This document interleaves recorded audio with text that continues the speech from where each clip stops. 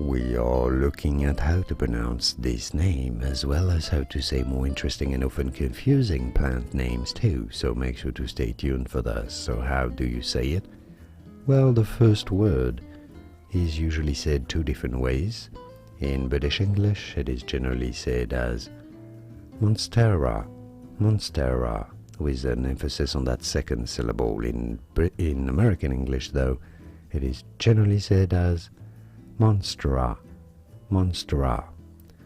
The second word is said as Adansonii, Adansonii. So overall, Monstera Adansonii in British English, or Monstera Adansonii in American English. And now you know it all. Did you get this? Was this any helpful?